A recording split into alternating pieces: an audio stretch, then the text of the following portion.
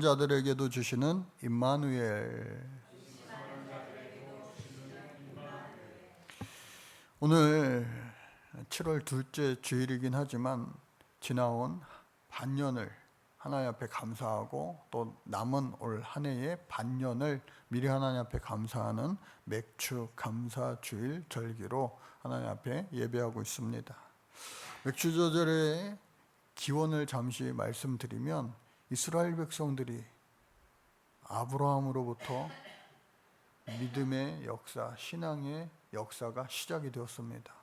너는 가라, 내가 내게 지시한 땅으로 가라 라고 말씀하셨을 때 순종함으로 갈 바를 알지 못하고 갔습니다. 하란을 지나 결국은 가나안 땅에 다다랐고 또 오랜 시간 지나 안타깝게 이스라엘 백성들이 그 가나안을 떠나 애굽에서 노예살이했어요. 종노릇했어요. 430년이라고들 이야기합니다. 그럼에도 불구하고 그들이 변함없이 하나님을 믿었어요. 할렐루야. 신앙을 지켰다고 하는 겁니다. 노예살이하는 도중에 우리가 살아가면서 아유 바빠서요, 먹고 살기 힘들어서요, 여러 가지 삶의 정황들을 가지고 하나님과 더욱더 가까워지기보다는 그 일들로 인하여서 하나님과 멀어지게 되는 핑계 삼기가 쉬울 것이 우리의 인간의 모습인데, 그 이스라엘 백성들은 그 신앙을 지켰다고 하는 거예요. 그리고 모세를 통하여 하나님이 출애굽하게 해주셨습니다. 40년 동안 비록 광야 학교를 지내야만 했어요. 왜? 순종하지 않았기 때문에. 젖과 꿀이 흐르는 그 가나안 땅이 눈앞에 있음에도 불구하고 저들의 덩치를 보고 저들의 모습을 보고 저들에 비하면 우리는 메뚜기입니다 라고 말하며 두려움에 그리고 무서움에 공포에 질려 그곳을 포기하고 말았어요. 결국은 돌아서 40년 후에 가나안 땅에 들어가겠습니다.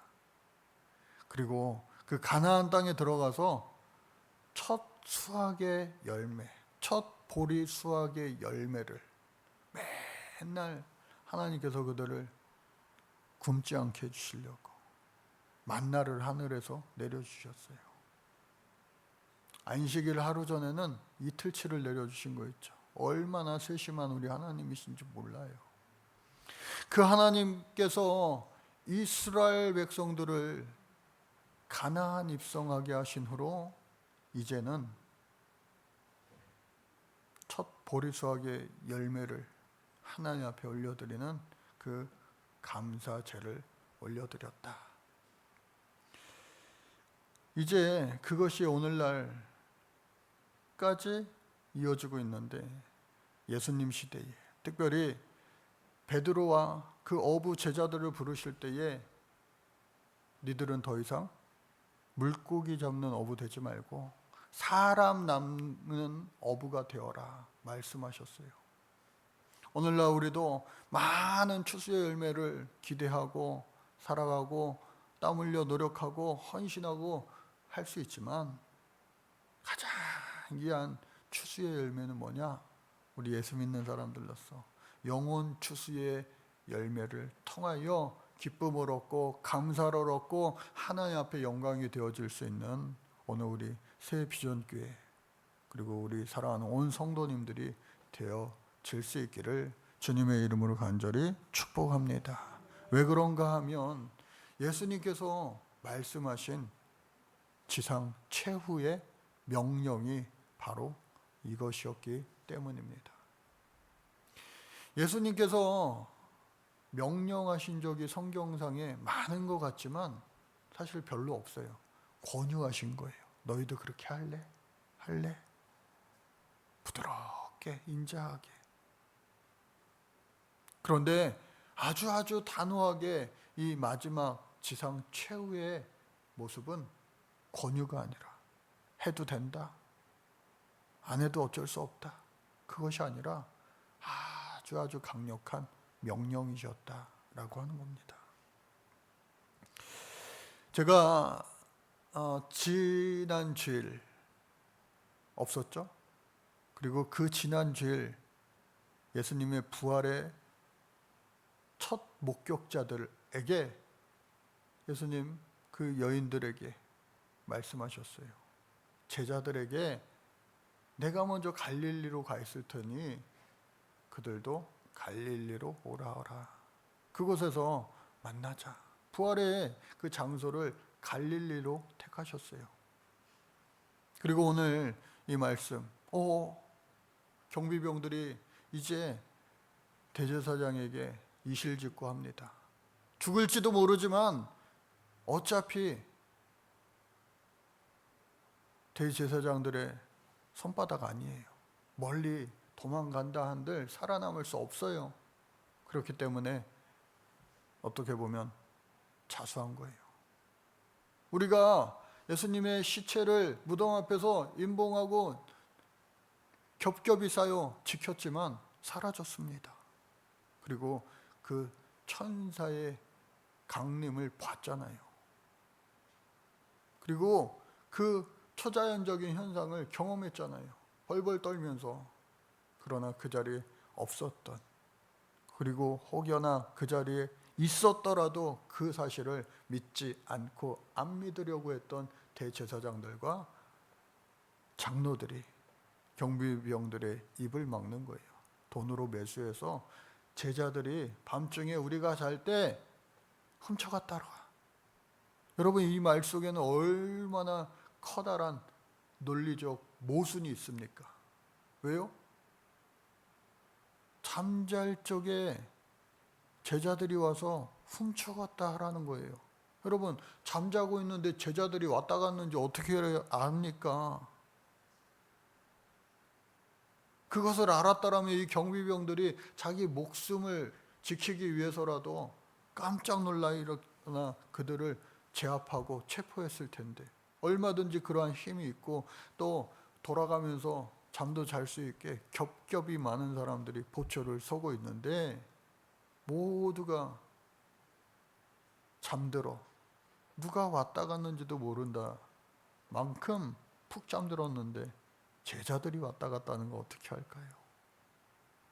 그래서 그들의 입막음을 하고 또 그 경비병들의 그 사명을, 그 임무를, 시체를 지키지 못하는 그 임무를 실패했을 때는 그들의 징계는 군법에 의해서 사형 외에는 없습니다. 그러나 총독에게 정치력을 행사하여 너희들에게 해가 미치지 않게 해 주겠노라. 로마 군인들을 포함하여 자신의 수하에 있는 경비병들 모두에게 다 입을 맞춘 거예요. 성경에 뭐라고 되어 있습니까? 오늘날까지 그러함으로 말미암아 유대인들이 그와 같이 예수의 시체는 제자들이 훔쳐갔다라고 전해지고 있다라고 하는 거예요. 그러나 예수님은 부활하셔서 갈릴리로 가셨어요. 그리고 갈릴리에서 제자들을 만나 주셨어요. 제자들이요, 참 이게 우리들 같아요. 사람 낚는 어부 되고 더 이상 물고기 잡는 어부 되지 말라 하셨는데 부활하신 예수님을 만나겠다고 왔음에도 불구하고 옛날 우리나라 속담 있죠. 목구멍이 포도청이라. 어쩔 수 없는 거예요. 배고프니까 살아야 되니까 물고기 잡는 거예요. 저 멀리 예수님이 보이는데 배가 고파 그랬는지, 기력이 없어 그랬는지, 아니면 믿음의 눈이 없어 그랬는지 보이지 않는 거예요. 숯불에 맛있게 구운 물고기와 생선을 먹은 후에야 비로소 이야, 이 셰프가, 이 요리사가 바로 예수님이셨구나. 눈이 밝아 네가 나를 사랑하느냐? 몇 번이요? 3번 물으시고 3번 대답하시며 그의 마음을 녹여주셨어요. 왜? 닭이 열기 전 3번 예수님을 부인했던 그 베드로에게 어떻게 보면 상담을 통해서 치유해 주신 거예요. 상담 치유, 오늘날 많이 이야기하는. 내 양을 먹이라. 물론 그 이후에도 베드로가 마가 다락방 성령 체험을 한 이후에야 비로소 은과 금은 내게 없거니와 나사렛 예수의 이름으로 명하노니 일어나 걸어라 선포할 수 있는 능력을 얻게 된 겁니다. 그래서 오늘 그 예수님께서 이 마태복음에는 없는 요한복음의 말씀은 지난주에 어떻게 알고 시키지도 않았는데 우리 한영종 선교사님이 말씀 전해주고 가셨어요. 그리고 이어서 그 모든 일을 마치시고 제자들과의 부활의 예수님이 모든 만남을 갈무리하시고 이제 하늘로 승천하시는 그 순간입니다. 마지막 장면이에요. 마지막에 어떠한 말씀을 하실까 궁금하잖아요. 사람이 마지막 남기는 말도 유언이라고 해서 아주 가치 있게 소중하게 여기잖아요. 그 마지막 말씀을 예수님께서 하시는데 그 모습을 이 마태복음에서 설명하고 있어요. 16절 말씀에 보니까 11제자가 갈릴리에 가서 예수께서 지시하신 산에 이르러, 예수님의 승천산이라고 이야기하죠. 예수를 외웠고 경배하나 그 무리들 가운데 어떻게 해요? 아직도 의심하는 사람들이 있더라. 11제자가 왔는데 그 가운데 부활의 주님을 만나고 먹고 마시고 다 했음에도 불구하고 어떻게 해요? 여전히 의심하는 자들이 있더라. 그러니 오늘 저와 여러분들 나는 왜 이렇게 믿음이 안 자랄까? 예수 잘 믿고 싶은데 이게 왜 내 뜻대로 잘 안 될까? 낙심하는 분들 혹시 계세요? 또 이 가운데는 오래 예수를 믿고 또 가끔 이런 상상 해보지 않으세요? 예수님이 내 눈앞에 단 1초만이라도 짜자잔 나타나셔서 사랑한다 아들아, 사랑한다 딸아 말씀 한마디만 해주시면 내가 예수님을 깊게 더 믿을 수 있을 텐데 아니 0.01초만 그렇게 나타나셔도. 그런데 여러분 더한 사람들도 많아요. 부활의 주님을 만나 같이 밥 먹고 용서받고 축복을 받았음에도 불구하고 여전히 의심하고 있더라. 도마도 대표적인 인물이죠. 그러나 의심하는 사람들은 다 빠져 믿는 사람들만 잘 들어. 예수님 말씀하신 것이 아니에요. 믿음 없는 그 모든 이들도 다 품어주시며 그래 여기까지 온 것만 해도 어디냐. 오늘 이 아침에도 마찬가지입니다. 우리 본당에 있는 또 1층에 있는 우리 모든 성도님 또 온라인으로 함께 예배하는 성도님들 마저도 어떻게 해요? 이 시간을 지켜서 하나님 앞에 온전히 예배하고 있는 이 모습만으로도 우리 하나님은요 저와 여러분들 지극히 사랑하시고 계시다. 하나님이요 저와 여러분들을 사랑한다 말씀해 주시는 거예요. 할렐루야. 그런데 그 하나님의 사랑을 우리는 받을 준비가 다들 되셨나요? 아마 우리 부활의 주 예수님이 이 자리에 나타나면 다 기절초풍하고 다 도망갈 거예요. 큰일 났다 여기 예수님 나타나셨다. 여러분 신앙은요 허상이 아니고 실존입니다.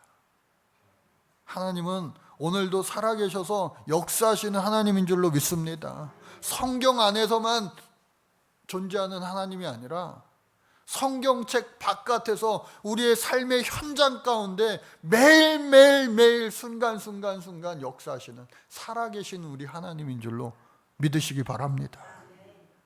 그 예수님께서 이제 우리에게 말씀하시는 거예요. 믿지 않는 사람들 모두에게도 명령하신 거예요. 뭐라고 명령하십니까? 예수께서 나와 말씀하여 이르시되 하늘과 땅의 모든 권세를 내게 주셨는데 그러므로 너희는 가서 모든 민족을 제자로 삼아 아버지와 아들과 성령의 이름으로 세례를 베풀고 내가 너희에게 분부한 모든 것을 가르쳐 지키게 하라. 사랑하는 우리 성도 여러분, 이 말씀 때문에 온 세계 열방 가운데 해외 선교사들이 존재하는 거예요.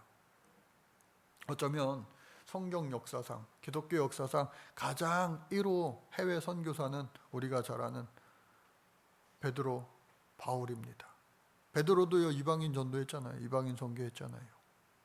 그리고 더 나아가서 이 바울은요, 정말로 국경을 넘나들면서 감옥에도 갇히고 매도 맞고 돌팔매질도 당하고 우겨쌈을 당하고 하면서 그럼에도 불구하고 기쁨으로 감사로 감옥 안에서 역사하시는, 우겨쌈을 당했을 때도 역사하시는, 언제나 나와 함께 하시는 그 주님의 약속, 어떻게 해요?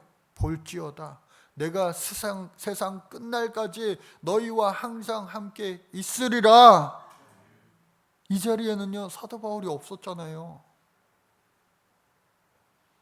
그러함에도 불구하고 이 말씀을 이 사도 바울은 붙잡고 기쁠 때나 슬플 때나 부할 때나 가난할 때나 건강할 때나 아플 때나 변함없이 예수님이 나와 함께 하신다. 여러분, 내가 세상 끝날까지 너희와 항상 함께 있으리라. 이거는요, 마태복음 처음 시작할 때 보라, 처녀가 아들을 낳으리니 그 이름을 임마누엘이라 하라. 그 임마누엘의 뜻이 바로 내가 세상 끝날까지 너희와 항상 함께 있으리라. 항상 함께 있으리라라고 하는 그 표현이 바로 예수님의 이 태명 임마누엘이었다라고 하는 거예요. 그러니 오늘 우리 주님은요, 저 여러분들에게 항상 함께 하시는 우리 주님인 줄로 믿으시기 바랍니다. 베트남에서 한인교회에서 함께 주일 예배를 드렸어요. 한국보다 2시간이 느리니까 우리 교회 1부 예배, 우리 교회 2부 예배 딱 끝나니까 거기에는 주일 11시가 된 거예요. 그래서 예배 3번 드렸어요. 떨어져 있으니까 얼마나 더 갈급한 심령이 되는지 몰라요. 근데 그날 말씀 전하신 목사님 설교 예약 가운데 저 미국의 위스콘신이라고 하는, 우리나라로 따지면 강원도 깊은 산골 마을이에요. 미국에 뭐 다 크잖아요. 더 넓고. 그러니까 아주 깊은 곳에서 어떤 사람이 길을 가다가 길을 잃은 거예요. 오늘날 내비게이션도 깊은 산속에 들어가면 안 잡힐 때가 있죠. 길을 잃어가지고 야, 이거 큰일 났다 이러다간, 이거 미국에는 저 설악산처럼 곰도 자주 출몰하고 그러는데 이거 큰일 났다. 그리고 겨우내 추위에 또 동사하면 어떡하나. 온갖 걱정이 밀려오는 거예요. 해가 지기 시작하니까 산속 깊은 곳에서. 그런데 다행히 막 헤매다 보니까 불빛이 하나 있는 거예요. 오두막과 같은 하나의 집이 있는 거예요. 야, 살았다. 그 빛을 향하여 가서 문 두들깁니다. 여보세요, 여보세요. 미국 사람이니까 헬로우 헬로우 했겠죠. 문을 열고 들어온 사람한테 너무너무 반갑고 또 도움을 청하다니까 갈급하게 내가 길을 잃었습니다 라고 했더니 그 집주인이 하는 이야기가 No!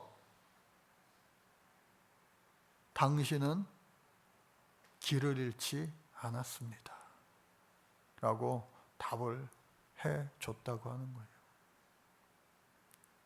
비록 당신은 당신이 있는 지금 이곳이 어디인지 몰라 길을 잃었다고 이야기하지만 아니요. 지금 이곳에 있는 이곳을, 나는 이곳이 어딘지 정확히 그 집주인은 알고 있었다. 그렇기 때문에 당신은 길을 잃지 않았습니다 라고 말했다고 하는 겁니다. 이스라엘 백성들이 길을 잃어버렸을 때가 많았어요. 광야 40년 동안 그저 몇 달 걸려 들어갈 수 있는 그 가나안에 무려 40년을 지내야만 했잖아요. 길을 잃은 것 같았어요. 그들의 행로를 추적해보면 꾸불꾸불 왔던 길을 도로 그야말로 길을 잃은 것 같아요. 그러나 길을 잃은 것이 아니라 하나님의 인도하심 따라 그들의 마음밭이 완전히 새롭게 되어진 그때에 하나님 어떻게 해요? 홍해를 건너게 해주셨던 것처럼 요단강을 건너게 해주심으로 말미암아 약속의 땅, 젖과 꿀이 흐르는 그 가나안에 들어가게 해주셨다. 그리고 그곳에서 귀한 첫 열매로 하나님 앞에 영광 올려드리는 추수감사가 아닌 맥주감사를 하나님 앞에 올려드리게 해주셨다. 훗날 이것은 오순절과도 연결이 됩니다. 그날 마가의 다락방에 성령이 임하셨잖아요. 그러니까 이 맥주감사절의 절기는 구약의 끝난 절기가 아니라 오늘날 우리에게도 똑같이 적용되는 추수의 열매, 우리 수고와 헌신의 땀의 솟아내 열매를 하나님 앞에 올려드리는데 그 중에 가장 귀한 값진 열매는 뭘까요? 영혼 구원. 할렐루야. 오늘 말씀 예수님의 지상 최후의 명령입니다. 해볼래? 안 해도 돼. 권유가 아니라 해라. 꼭 해라. 말씀하신 지상 명령 때문에 우리 교회 많이 오는 해외 선교사님들이 그곳 곳곳에서 목숨 걸고 수고하고 땀 흘리며 때로는 추방을 각오하고 때로는 감옥에 왔다 갔다 하는 것도 서슴지 않으며 복음 전하는 겁니다. 오늘 저와 여러분들도 마찬가지로 이 땅 가운데서도 우리가 할 수 있는 한 최선을 다하여 복음을 전할 수 있고 또 복음을 전해야만 하는 그 이유, 비록 우리가 아주 강력한 그 믿음이 항상 우리에게 불붙듯 일어나지 않는 그 순간에도 때로는 의심의 깊은 강에 허우적거리며 신앙의 깊은 영적 침체기를 지난다 할지라도 여러분, 우리는 길을 잃은 게 아니에요.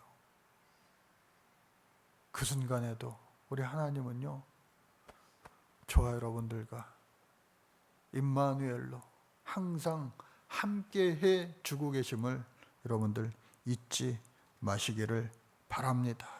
그래서 오늘 말씀, 의심하는 자들에게도 주시는 임마누엘, 반년이 항상 기쁘지만은 않았을 거예요. 녹록하지만은 않았을 거예요. 그러한 현실 앞에서도, 그리고 이 무더위 가는 데마다 더워요. 그러함에도 불구하고 이런 육신적인 또 우리의 정신적인 마음적인 모든 것들이 심지어 영적인 것들까지도 공허함에 빠져 허우적거리지 마시고 지금 이 순간에도 나를 사랑스러운 눈빛으로 바라보고 계시는, 함께해 주고 계시는 임마누엘의 우리 주님과 함께 넉넉히 이겨낼 수 있는 성령을 구하여 그 성령과 함께 우리 주님 주신 이 마지막 지사명령을 저와 여러분들 함께 잘 감당하여 그 마지막 날 하나님 앞에 잘했다, 착하고 충성된 종아, 칭찬받을 수 있는 우리들의 아름다운 소중한 한 번뿐인 값진 인생 될 수 있기를 주님의 이름으로 간절히 축복합니다. 기도하시겠습니다. 하나님, 이 시간 맥추감사주의를 예배하며 이제 말씀과 함께 또 귀한 예물을 봉헌하며 성찬을 하려고 합니다. 하나님께서 우리를 이미 초대해 주셨는데 초대받은 자로서 아름다운 그리스도의 새 옷을 입고 우리 주님의 식탁에 나올 수 있는 우리들 모두가 이 시간 되게 하여 주옵소서. 주님께서 자신의 몸을 내어주시던 그날 밤 떡을 손에 드시고 감사 기도를 드리신 다음 떼어 제자들에게 주님 말씀하셨습니다. 받아 먹어라. 이는 너희를 위하여 내어주는 나의 몸이니 먹을 때마다 나를 기억하여라.